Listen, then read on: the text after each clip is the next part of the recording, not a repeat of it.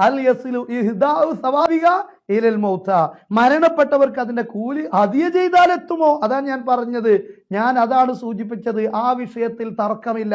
ഷാഫി മദ്ഹബിലെ പ്രബലമായ അഭിപ്രായം ലാ യസിലു ഇഹ്ദാഉ സവാബിക, അതിന്റെ പ്രതിഫലം ഹദിയ ചെയ്താൽ ലഭിക്കുകയില്ല എന്നത് തന്നെയാണ് ഷാഫി മദ്ഹബിലെ പ്രബലമായ അഭിപ്രായം. പക്ഷെ ഓതണ്ട എന്നല്ല. ഞാൻ മരണപ്പെട്ട സ്ഥലത്ത് ഖുർആൻ ഓതാൻ പാടില്ല എന്ന് പറഞ്ഞ ഒരു ഇമാം ഷാഫി മദ്ഹബിലോ അബൂ ഹനീഫ ഇമാമിന്റെ മദ്ഹബിലോ മാലിക്കി മദ്ഹബിലോ അല്ലെങ്കിൽ അഹ്മദ് ഇബ്നു ഹംബലിന്റെ മദ്ഹബിലോ ഏതെങ്കിലും ഒരു മദ്ഹബിലെ ഗ്രന്ഥത്തിൽ നിന്ന് മരണപ്പെട്ട സ്ഥലത്ത് ഖുർആൻ ഓതാൻ പാടില്ല എന്ന് പറഞ്ഞ ഏതെങ്കിലും ഒരു ഗ്രന്ഥം, ആധികാരിക ഗ്രന്ഥം ഉദ്ധരിക്കാൻ പറ്റുന്ന ആരെങ്കിലും ഉണ്ടെങ്കിൽ അവരെയാണ് ഞങ്ങൾക്ക് ആവശ്യമുള്ളത്. ബഹുമാന്യരായ സഹോദരങ്ങളെ, സുഹൃത്തുക്കളെ,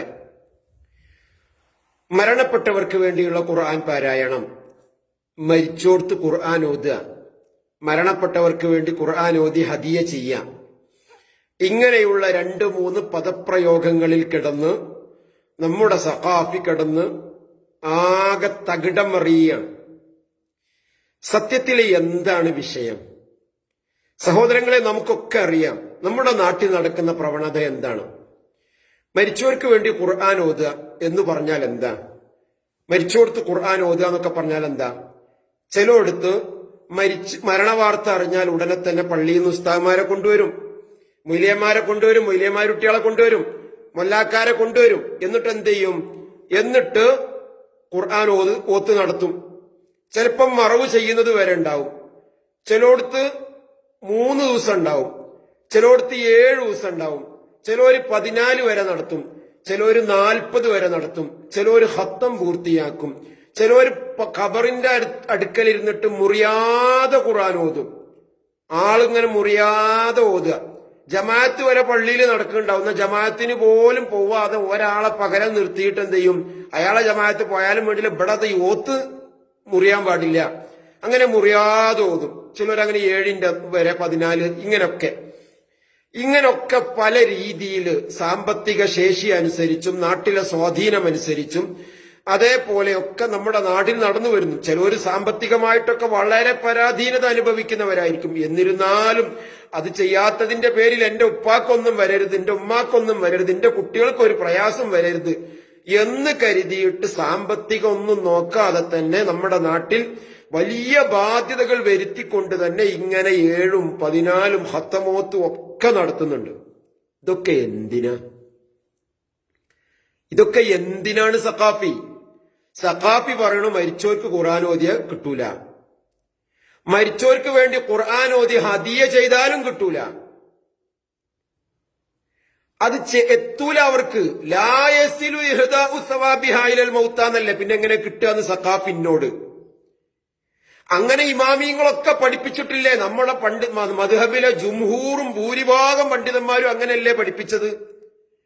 നമ്മളെ മദ്ഹബിലെ മഷ്ഹൂറായ നിലപാടും അങ്ങനെ തന്നെയല്ലേ, മുഴത്തമതും അങ്ങനെയല്ലേ എന്ന് ആര്? ഞാനല്ല, ഏതെങ്കിലും വഹാബികളല്ല, സഖാഫി മുസ്ലിയാര് നമ്മളോട് പറഞ്ഞുതരാണ് ഷാഫി മദ്ഹബിലെ നിയമം അങ്ങനെയാണ്, ഓതിയിട്ടും കാര്യമില്ല, ഓതിയിട്ടും കിട്ടൂല, ഓതിയിട്ട് പ്രതിഫലം ഹദിയ ചെയ്താലും കിട്ടൂല.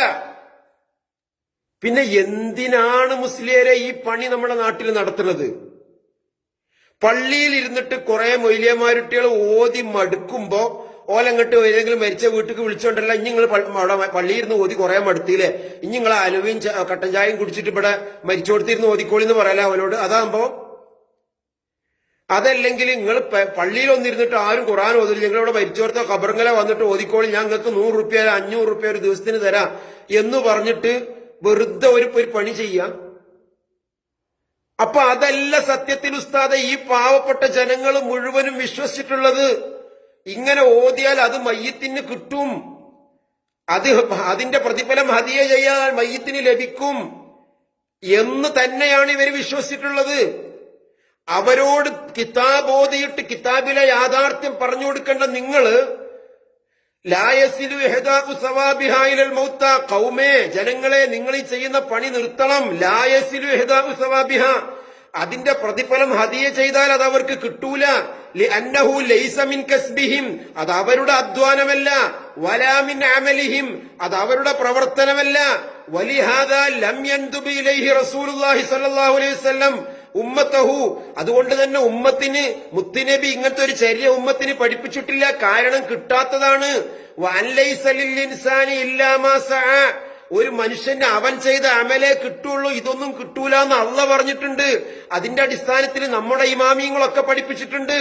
ആ ആയത്തിൽ നിന്ന് ഷാഫി ഇമാമാകുന്ന നമ്മുടെ ഇമാമ് പോലും നിയമം കണ്ടെത്തിയിട്ട് പറഞ്ഞത് ലാ യസിലു ഹിദാഉ സവാബിഹാ ഇലൽ മൗത്ത എന്ന് തന്നെയാണ്. എന്ന് സഖാഫി ഈ പാവപ്പെട്ട ജനങ്ങളോട് പറഞ്ഞു കൊടുക്കുകയാണ് ഇപ്പോ. ആ പറഞ്ഞു കൊടുക്കുന്നതിനെ നമ്മൾ അംഗീകരിക്കുന്നു, നല്ല കാര്യമാണ്. അങ്ങനെ പക്ഷെ ഇവിടെ പ്രശ്നം എവിടെയെന്നറിയോ? ഇതൊക്കെ അംഗീകരിക്കേണ്ടി വരികയാണ്. കാരണം കിതാബുകളിൽ വളരെ കൃത്യമായി ഇത് കാണുന്നു, ദീനിന്റെ പ്രമാണങ്ങളിൽ കാണുന്നു. തള്ളാൻ സഖാഫിക്കൊരു മാർഗമില്ല. പക്ഷെ വീണ്ടും ഈ ആൾക്കാരെ ഇതിൽ നിങ്ങൾക്ക് പിടിച്ചു നിർത്തും വേണം. അപ്പൊ പിന്നെ നിങ്ങൾ എന്താ കാട്ടുന്നത്? ലായസിലു എന്ന് പറഞ്ഞാൽ എത്തൂല എന്നാണ്. എത്തൂലെന്ന് അള്ളാഹ് പറയാ. അല്ലൈസലിൽ ഇൻസാനി ഇല്ലാമാ സഅ, അള്ളാഹു പറയാ കിട്ടൂലെന്ന്. അതിന്റെ അടിസ്ഥാനത്തിൽ നമ്മുടെ ഇമാമിയങ്ങളും ഷാഫി മദ്ഹബിലെ പ്രബല ഇമാമിയങ്ങൾ മുഴുവനും മഷ്ഹൂറും മുഅത്തമദുമായ നിലപാടായിട്ട് പറയാം ലായസിലു. പിന്നെ കിട്ടാത്തൊരു സാധനങ്ങൾ എന്ത് ചെയ്യാണ്? അല്ലാഹുമ്മ ഔസിൽ, എന്നാലും കിട്ടണേ, അങ്ങോട്ട് എത്തിച്ചു കൊടുക്കണേ. കാരണം അങ്ങോട്ട് എത്തിച്ചു കൊടുക്കണേന്ന് ദ്വാരക്കാനെങ്കിലും ഒരു വകുപ്പുണ്ടെങ്കിലേ നിങ്ങൾക്ക് എന്തെങ്കിലും എത്തുള്ളൂ എന്നുള്ള നിലക്കാണോ ഉസ്താദെ ഈ പാവങ്ങളെ നിങ്ങൾ പിടിച്ചു നിർത്തുന്നത്? മനസ്സിലാവണില്ല നിങ്ങൾ ഈ പറയണത് എന്താണെന്ന്. എന്തൊരു കഷ്ടാണ്. നിങ്ങൾ അംഗീകരിക്കുന്നു, നിങ്ങൾ മനസ്സിലാക്കുന്നു, നിങ്ങൾ അംഗീകരിച്ചുകൊണ്ട് പറയും ഞാനത് അംഗീകരിക്കുന്നുണ്ടെന്ന് പറയുകയും ചെയ്യുന്നു. ലായസിലു നിങ്ങൾ അംഗീകരിക്കുന്ന ഒരു സാധനം പിന്നെ അല്ലാഹുമ്മ ഔസിൽ കിട്ടൂലെങ്കിലും കിട്ടണേ എന്ന് പറയാ. എന്തൊരു വിരോധാഭാസമാണ് സഖാഫി. അതായത് മരണപ്പെട്ടവർക്ക് ഓതാൻ പാടില്ല എന്നത് ബാലിശമായ വാദമാണ്. അത് ഇബ്നു കസീറും പറഞ്ഞിട്ടില്ല. മാത്രമല്ല ഒരു ഇമാമികളും അങ്ങനെ പറഞ്ഞിട്ടില്ല.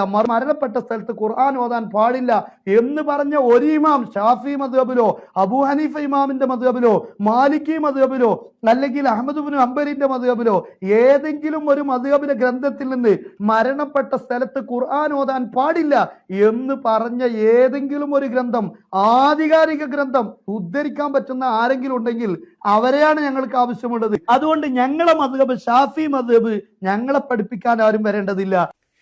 പിന്നെ അപ്പൊ കിട്ടൂല നിങ്ങൾ അംഗീകരിച്ചു, ഹദിയ ചെയ്താലും കിട്ടൂല എന്ന് അംഗീകരിച്ചു. ഇനി നിങ്ങൾ മൂന്നാമത്തെ ഒരു ചോദ്യം, നിങ്ങളെ മൂന്നാമത്തെ സംസാരത്തിൽ, മൂന്നാമത്തെ ഗണനത്തിൽ നിങ്ങൾ എന്ത് ചെയ്തിട്ടുണ്ട്? മൂന്നാമത്തെ നിങ്ങളുടെ വീഡിയോയിൽ നിങ്ങൾ മൂന്നാമത്തെ ഒരു വെല്ലുവിളിയും കൂടി നടത്തുന്നുണ്ട്. നമുക്ക് അതും കൂടി ഒന്ന് പരിശോധിക്കാം. ഇങ്ങനൊക്കെയാണ് സത്യമെങ്കിലും എന്താ ഓതിയാല് ഓതാൻ പാടില്ല എന്ന് ആരാ പറഞ്ഞത്? ഓതാൻ പാടില്ല എന്ന് ഏതെങ്കിലും ഇമാമിങ്ങൾ പറഞ്ഞിക്കണോ എന്നാണ് നിങ്ങൾ അടുത്ത വെല്ലുവിളി. നമുക്ക് അതും കൂടി ഒന്ന് പരിശോധിക്കാം. നിങ്ങൾ ഏത് വിഷയത്തിലാണ് ഈ തർക്കം തുടങ്ങിയത്, ചർച്ച തുടങ്ങിയത്? ഒരു തുർക്കി പണ്ഡിതൻ യഖറഉ അലാ മൗതാക്കും സൂറത്തു യാസീൻ എന്നുള്ള ചർച്ച പറഞ്ഞിട്ട് ആ തുർക്കിയെ ന്യായീകരിച്ചുകൊണ്ടാണ് നിങ്ങൾ രംഗത്ത് വന്നത്, അല്ലേ? ആ ഹദീസിനെ തന്നെ കുറിച്ച് പറഞ്ഞെടുത്ത് നബി ഇമാം പറഞ്ഞത് ഞങ്ങളോട് പറഞ്ഞിരുന്നു, നിങ്ങൾ അതിമ തൊട്ടിട്ടില്ല. ഇസ്നാദുഹു ദഈഫുൻ. നിങ്ങൾ നബവി ഇമാമിന്റെ ഒക്കെ മദ്ഹബ് അല്ലാതെ പറയുന്നുണ്ട് ആ മൂന്നാമത്തെ വീഡിയോയില്. ഞങ്ങളെ ഇമാം നബവി ഞങ്ങളെ ഷാഫി മദ്ഹബ് നിങ്ങളെ പഠിപ്പിക്കണ്ട, ഞങ്ങളെ ഷാഫി മദ്ഹബ് പഠിപ്പിക്കാൻ നിങ്ങളായിട്ടില്ല, ഞങ്ങളെ മദ്ഹബ് ഞങ്ങൾ പഠിച്ചോളാം എന്നൊക്കെ പറഞ്ഞ് നിങ്ങൾ നിങ്ങളെ മദ്ഹബ് നിങ്ങൾ പഠിക്കണില്ല, നിങ്ങളെ മദ്ഹബിലെ ഇമാമിങ്ങളെ നിങ്ങൾ അംഗീകരിക്കുന്നില്ല. അപ്പൊ പിന്നെ നിങ്ങളെ ഷാഫി മദ്ഹബ് പഠിപ്പിക്കേണ്ടി വരും. ഇപ്പൊ നിങ്ങളെ മൂന്നാമത്തെ വെല്ലുവിളി തന്നെ എന്താ? ഏത് ഇമാമാണ് പറഞ്ഞിക്കണത് എന്നാ? ഏതെങ്കിലും ഒരു ഇമാമ് പറഞ്ഞിക്കണോ ഞങ്ങളെ ചോദ്യം. വഹാബി അല്ലാത്തന്നൊക്കെ നിങ്ങൾ പറയുന്നുണ്ട്. നബവി ഇമാമ് തന്നെ നിങ്ങൾ പറഞ്ഞ ഹദീസിന്റെ വിഷയത്തിൽ എന്താ പറഞ്ഞത്? ഇസ്നാദുഹു ദഈഫുൻ. ഈ ഹദീസിന്റെ പരമ്പര ദുർബലമാണ്. ഫീഹി മജ്ഹൂലാനി. അതിൽ രണ്ട് അറിയപ്പെടാത്ത വ്യക്തികൾ അതിന്റെ സനദിലുണ്ട്. നിങ്ങൾ അംഗീകരിച്ചോ? നിങ്ങൾ അംഗീകരിച്ചില്ലല്ലോ. ഇനി മാത്രമല്ല ആ ഹദീസിനെ വിശദീകരിച്ച ഷാഫി മദ്ഹബിലെ കിതാബുകൾ മുഴുവൻ എടുത്ത് നോക്കുങ്ങൾ. പള്ളി ദർസിൽ പഠിപ്പിക്കുന്ന മഹല്ലി, മിൻഹാജിന്റെ മറ്റുള്ള ഹാഷിയകള്, അതേപോലെ തന്നെ ജമല്, ബുജൈരിമി, ഇങ്ങ് താഴോട്ട് വന്നാൽ ഫത്തുഹുൽ മുഈന്റെ ശറഹായ ഇയാനത്തു ത്വാലിബീന് ഒന്നല്ല, രണ്ടല്ല, മൂന്നല്ല, നാലല്ല, എത്ര എണ്ണം വേണം നിങ്ങൾക്ക്? പള്ളി ദർസിൽ പഠിക്കുകയും പഠിപ്പിക്കുകയും ചെയ്യുന്ന മഹല്ലി മുതൽ ഇങ്ങോട്ടുള്ള കിതാബുകളിൽ അധികവും കാണാം നമുക്ക്.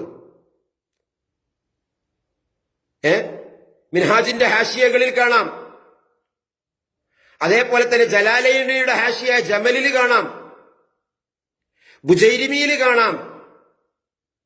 എന്ത് ഒക്കെ ഒരേ രീതിയിൽ ഇവരൊക്കെ പറഞ്ഞത്. ഫത്തുഹുൽ മുഈന്റെ ഹാഷിയ ഇയാനത്തു ത്വാലിബീനിലും കാണാം. ലിഅന്നൽ മയ്യിത ലാ യുഖറഉ അലൈഹി, ലിഅന്നൽ മയ്യിത ലാ യുഖറഉ അലൈഹി. മയ്യിത്തിന്റെ അടുക്കൽ ഖുർആൻ ഓതൂല, മയ്യിത്തിന്റെ മേലിൽ ഓതൂല, മയ്യിത്തിന്റെ മേലിൽ ഓതപ്പെടൂല. മരിച്ചോടത്ത് ഓതാനുള്ള തെളിവല്ലത്. മരിക്കണതിന്റെ മുന്നേ ഇനിയിപ്പോ ഹദീസ് സഹീഹ് ആണെങ്കിൽ തന്നെ മരണം ഹാദിറായ ആൾക്കാരുടെ അടുത്ത് ഓതാനേ ഉള്ളൂ, മരിച്ചോടത്ത് ഖുർആൻ ഓതാൻ പറ്റൂല. നിങ്ങൾക്ക് ഒരു ഇമാമ വേണ്ടത്, എത്ര ഇമാമിങ്ങളാണ് ഈ പറഞ്ഞിരിക്കുന്നത്? ഇബ്നു ഹജർ തങ്ങളുടെ ഉസ്താദായ ബഹുമാനായ മജിദുദ്ദീൻ അൽ ഫൈറൂസാബാദി, അദ്ദേഹം ഈ മരിച്ചവർക്ക് വേണ്ടി ഖുർആൻ ഓതാൻ വേണ്ടി ഒരുമിച്ച് കൂടുന്നതിനെ കുറിച്ച് എന്താ പറഞ്ഞത്? വഹാദൽ മജ്മൂഉ ബിദ്അത്തുന്ന, ഈ മരിച്ചവർക്ക് വേണ്ടി മരിച്ചവർക്ക് ഓതാൻ വേണ്ടി ഉള്ള ഈ ഒരുമിച്ച് കൂടൽ ബിദ്അത്താണെന്ന്. നിങ്ങൾ തള്ളുവോ? ഷാഫി മദ്ഹബേറിനല്ലേ? ഷാഫി മദ്ഹബിൽ അറിയപ്പെട്ട പണ്ഡിതന്മാരല്ലേ ഈ പറയപ്പെട്ടവരൊക്കെ? ഇത് മതിയോ നിങ്ങൾക്ക്? അപ്പൊ നിങ്ങളെ ഈ മൂന്നാമത്തെ വെല്ലുവിളി ഇതോടെ പൊളിയാണ്. ഏത്? ഇങ്ങനൊക്കെ ആണെങ്കിൽ ഓതാൻ പാടില്ല എന്നില്ലല്ലോ എന്നുള്ള അതും കൂടെ പൊടിഞ്ഞു. അതും ജനങ്ങൾക്ക് മനസ്സിലായി. അൽഹംദുലില്ലാഹ്. ഞാൻ പറഞ്ഞു, രണ്ടഭിപ്രായമുണ്ട് ഷാഫി മദ്ഹബിൽ. മഹാഭൂരിഭാഗം പണ്ഡിതന്മാരും ഓതി ഹദിയ ചെയ്താൽ തന്നെ, സവാബ് ഹദിയ ചെയ്താൽ തന്നെ മരണപ്പെട്ടവർക്ക് ലഭിക്കുമെന്നാണ്. ഹൽ യസിലു ഇഹ്ദാഉ സവാബിക ഇലൽ മൗത, മരണപ്പെട്ടവർക്ക് അതിന്റെ കൂലി ഹദിയ ചെയ്താൽ എത്തുമോ? അതാണ് ഞാൻ പറഞ്ഞത്. ഞാൻ അതാണ് സൂചിപ്പിച്ചത്. ആ വിഷയത്തിൽ തർക്കമില്ല. ഷാഫി മദ്ഹബിലെ പ്രബലമായ അഭിപ്രായം ലാ യസിലു ഇഹ്ദാഉ സവാബിക, അതിന്റെ പ്രതിഫലം ഹദിയ ചെയ്താൽ ലഭിക്കുകയില്ല എന്നത് തന്നെയാണ് ഷാഫി മദ്ഹബിലെ പ്രബലമായ അഭിപ്രായം. പക്ഷെ ഓതണ്ട എന്നല്ല. അതെ, അപ്പോ കിട്ടൂല എന്നുള്ളത് തന്നെയാണ് പ്രബലമായ അഭിപ്രായം. പക്ഷെ ഓതണ്ട എന്നല്ല എന്നുള്ളതാണ്. ഇപ്പൊ ഓതണ്ട എന്ന് പറഞ്ഞതിനും കൂടി മൂപ്പര മറുപടി എന്താന്നുള്ളത് നമുക്ക് നോക്കുക. ഏതായിരുന്നാലും കാര്യങ്ങളൊക്കെ തീരുമാനമായി വരുന്നുണ്ട്. ആദ്യം പറഞ്ഞതല്ല രണ്ടാമത് പറഞ്ഞത്. മാറ്റങ്ങളൊക്കെ വരുന്നുണ്ട്. ഇൻഷാ അല്ലാഹ് നമുക്ക് മാറ്റങ്ങൾ പ്രതീക്ഷിക്കാം. ഓക്കെ, ഏതായിരുന്നാലും ഈ പാവങ്ങളെ കൃത്യമായി എന്താണോ അള്ളാഹുവിന്റെ ദീനിലുള്ളത്, എന്താണോ നിങ്ങളുടെ ഇമാമിങ്ങൾ തന്നെ കൃത്യമായി എഴുതി വെച്ചത്, അതൊന്ന് ജനങ്ങൾക്ക് കൃത്യമായിട്ടൊന്ന് പറഞ്ഞു കൊടുക്കണം സഖാഫി. ഇപ്പോൾ തന്നെ കാര്യങ്ങൾ കുറെ ക്ലിയറായി. എന്ത്?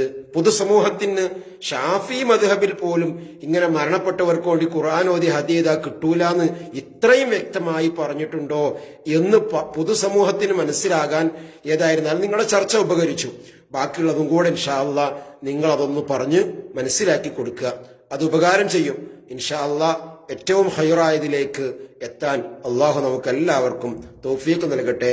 അസ്സലാമു അലൈക്കും വറഹ്മത്തുള്ളാഹി.